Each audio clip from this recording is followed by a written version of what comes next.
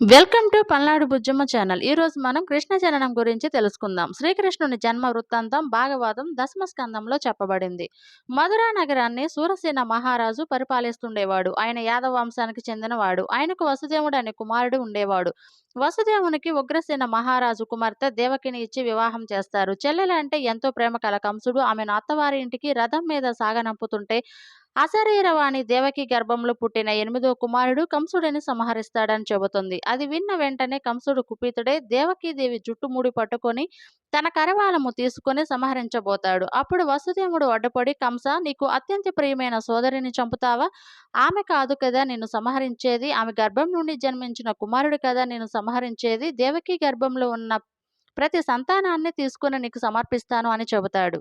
దానికి కంసుడు అంగీకరించి ఆమెను వసుదేవుని ఇంటికి పంపుతాడు. దేవకి గర్భం దాలుస్తుంది, సంతానాన్ని పొందుతుంది.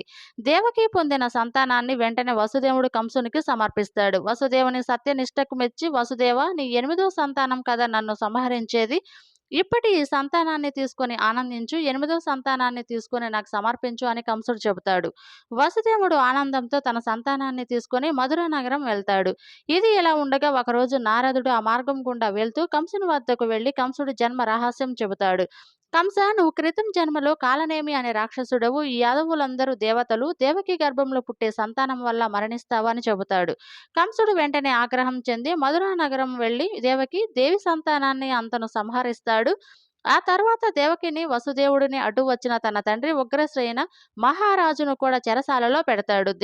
దేవి 7వ మారు గర్భం ధరించినప్పుడు విష్ణువు తన మాయతో ఆమె గర్భాన్ని నందనవనంలో నందుడి భార్య రోహిణి గర్భంలో ప్రవేశపెడతాడు. ఈ గర్భం వల్ల రోహిణికి బలరాముడు జన్మిస్తాడు.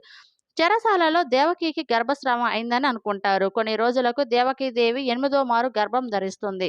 దేవకీదేవి 8వ మారు గర్భం ధరించినప్పుడు కంసుడికి చెడు శకనాలు, మృత్యుభీతి కలుగుతుంది. లక్ష్మీనాథుడు దేవకీ గర్భంలో ఉండడం చూసి దేవతలు, యక్ష, కిన్నెర, కింపురుషురులు దేవకీదేవి ఉన్న చెరసాలకు వచ్చి స్తుతిస్తారు. దేవకి గర్భం నుండి శ్రావణ శుద్ధ అష్టమి తిథి నాడు విష్ణువు శ్రీకృష్ణుడై రోహిణి నక్షత్రయుక్తమైనప్పుడు జన్మిస్తాడు.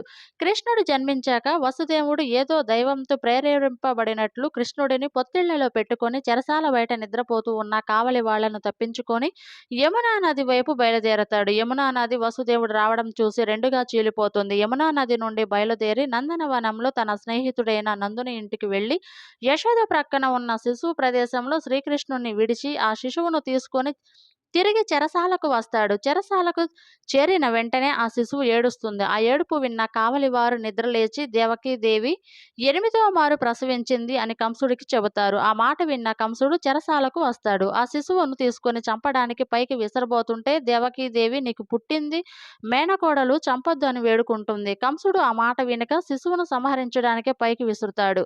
అలా పైకి విసరబడిన శిశువు 8 చేతులతో శంఖచక్ర గద శారంగాలతో ఆకాశంలోకి లేచిపోయి తాను యోగ మాయనని కంసుణ్ణి చంపేవాడు వేరే చోట పెరుగుతున్నాడని చెప్పి మాయమవుతుంది. దేవకి వసుదేవులకు అష్టమ సంతానంగా కంసుని చెరలో జన్మించిన శ్రీకృష్ణుడు రేపల్లెలోని యశోదాదేవి ఒడిని చేరి అక్కడే పెరిగాడు. ఇలాంటి ఇన్ఫర్మేటివ్ వీడియోస్ కోసం మా ఛానల్ తప్పక సబ్స్క్రైబ్ చేసుకోండి. అలానే షేర్ చేయండి, లైక్ చేయండి. Thank you for watching. Thank you.